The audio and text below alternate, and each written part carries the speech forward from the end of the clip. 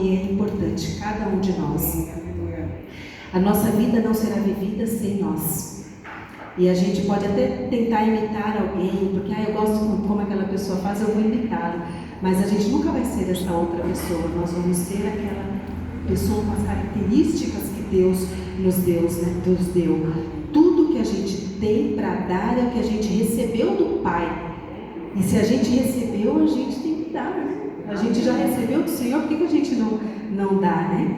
E só a gente pode dar aquilo que a gente recebeu. Outro não pode dar por nós. Só a gente que pode dar. Como diz em Gálatas 6, nos versículos 4 e 5, cada um examine os próprios atos, então poderá orgulhar-se de si mesmo, sem se comparar com ninguém. Cada um levará a sua própria carga também. A gente tem as nossas cargas, mas a gente também tem as nossas qualidades e habilidades. Tudo dados por Deus e permitido por Deus, porque Deus, nada a Ele foge ao controle, não é verdade? E que a gente possa ser tudo que Deus quer que nós sejamos. Essa é uma frase que Max Lucado fala, né, em seus livros também. Que a gente possa ser tudo que Deus quer que a gente seja. Ou seja, permitir que Deus haja em nós para a gente realmente ser tudo o que o Senhor quer que a gente seja. Deus nos convocou para sermos nós mesmos onde quer que a gente esteja e não qualquer outra pessoa. Mas Ele nos convoca para sermos o melhor que nós podemos ser. O melhor. E a pergunta é, quem que eu sou na minha melhor forma? A gente se pergunta isso, às vezes é difícil a gente parar para pensar, quem que eu sou na melhor forma para o Senhor? E que a gente possa olhar para nós mesmos e refletir a esse respeito, né? A minha melhor forma não tem nada a ver com a minha vestimenta, se eu tenho mais ou menos dinheiro, se eu tenho um carro um carro zero, um carro de última. Não, a casa que eu tenho não é sobre isso, mas é que nós somos semelhantes ao Senhor. O Senhor nos criou a sua imagem e semelhança. E aí nós temos o melhor de Deus, que é a sua semelhança, a sua imagem. O que nós fazemos com isso, não é verdade? Jesus, Ele convocou ali os 12, né? Ele convocou pessoas para trabalharem com Ele. Pessoas. Ele não convocou anjos. Ele convocou pessoas com os seus defeitos, digamos assim, com as suas qualidades, mas foram pessoas que o Senhor convocou para trabalhar com Ele, e não os anjos, né? Os angelicais. E Deus convocou também pessoas simples, pessoas com ferramentas. Deus, ele chamou Moisés. Moisés tinha o que como ferramenta? Um cajado. A gente pode ver os milagres lá em Êxodo, os milagres que foram feitos por Moisés, porque o Senhor ali o colocou para fazer os milagres. Ele tinha o quê? Um cajado, uma ferramenta tão simples. Foi usado tremendamente pelo Senhor. Arão tinha uma vara. Ele foi escolhido por Deus para ele fazer ali a obra do Senhor. Ele foi escolhido como um líder. E ele tinha o quê? Ele tinha uma vara. E essa vara floresceu para servir ao Senhor. Raabe tinha o quê? Tinha um cordão. Esse cordão para salvar a família dela. Um simples cordão que serviu para salvar a sua família. Olha a ferramenta que ela tinha em mãos.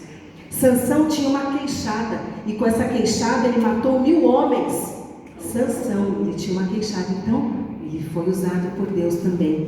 Davi tinha uma funda, ele matou Golias. E ele tinha apenas uma funda na mão, e matou aquele gigante. Maria tinha um pouco de unguento, e o que ela fez? Ungiu Jesus com vidrinho de unguento. Ela usou a ferramenta que o Senhor deu para ela e ungiu o próprio Deus. Dorcas tinha uma agulha e ela costurava para os pobres. Tabita, né? Como era na Bíblia também o nome. Então cada um com as suas simples ferramentas podem servir. Qual é a ferramenta que o Senhor te deu? Se você ainda não sabe, busque através de oração, através da palavra do Senhor, no serviço ao Senhor você vai descobrindo. Eu nunca tinha trabalhado assim tão intensamente no ministério de crianças. Numa outra igreja de onde eu vim, eu trabalhava também com jovens. Então a gente vai descobrindo as ferramentas, o serviço ao Senhor, as nossas habilidades. O Senhor vai nos capacitando quando a gente se coloca diante do Senhor. E Ele vai usando as nossas vidas, né? E não importa a nossa idade, não importam as circunstâncias, que a gente não se estagne, fique estagnado, né? A gente não deve se aposentar no trabalho ao Senhor, né? A gente se aposenta no trabalho lá fora, mas aqui na comunidade a gente não se aposenta. No reino do Senhor não tem aposentadoria, que a gente sirva com prazer, com amor, com alegria ao Senhor sempre, até o final, não é verdade? Jesus, Ele nos chama neste mundo, né? E no mundo por vir Ele vai nos dar boas-vindas, né? Como diz ali John Donne, ele fala sobre isso, né? Que Ele está nos chamando neste mundo para a gente viver, para a gente fazer a nossa parte no reino do Senhor. E lá na eternidade o Senhor vai nos dar as boas-vindas em nome de Jesus Cristo, né? Salmos 92:14 diz assim: que na velhice os justos darão ainda mais frutos, serão viçosos e verdejantes, servindo a Deus até o final. E mesmo servindo até o final, isso não paga o débito de amor que a gente tem para com Cristo. Por mais que a gente sirva por anos e anos e anos e anos, o nosso débito pelo amor de Cristo, pela morte do Senhor na cruz, não vai ser pago. Que a gente, né, a nossa carreira no reino seja de longa distância, né? E que a gente possa se perguntar sempre, né?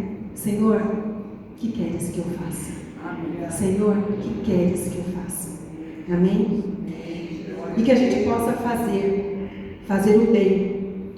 Não importa como, para quem, por todos os meios que a gente puder, em todos os lugares por onde nós formos, todas as vezes que a gente puder, que a gente possa fazer o bem.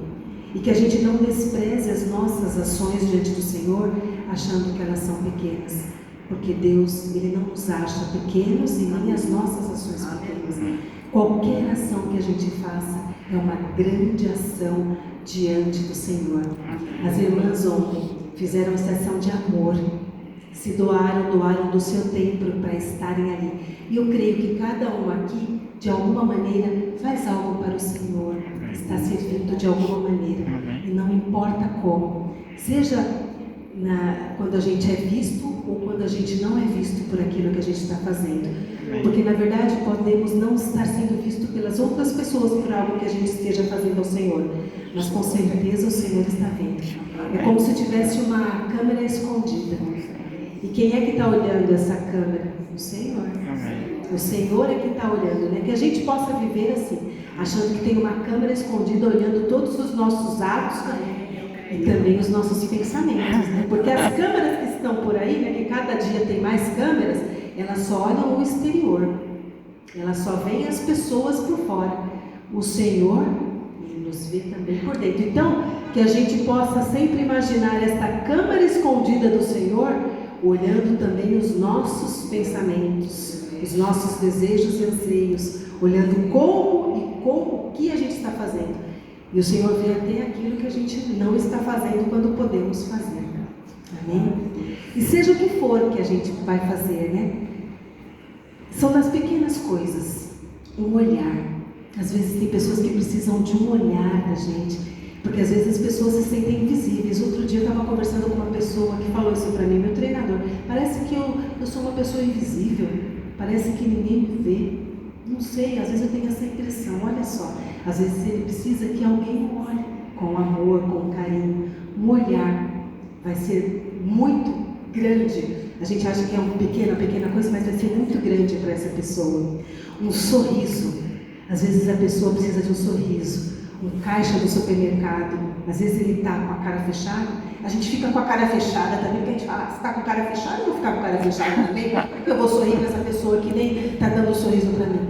Às vezes essa pessoa só precisa de um sorriso, que ela também vai dar esse sorriso. Um abraço. Ai, como um abraço é bom. Como é gostoso receber um abraço. Tem pessoas que não gostam muito, mas mesmo essa pessoa, ela se quebra diante de um abraço. Que a gente possa dar um abraço. Uma piscada, né? Eu lembrei que eu coloquei isso exatamente porque eu lembrei. Um dia eu estava no trânsito, tinha um senhorzinho num carrinho e tal. Não sei o que falou para mim. Não sei o que. Eu fiz um negócio lá que ele não gostou. No trânsito. Às vezes a gente faz sem querer, né? Não sei o que. Aí Aí eu peguei e dei uma piscada para ele assim.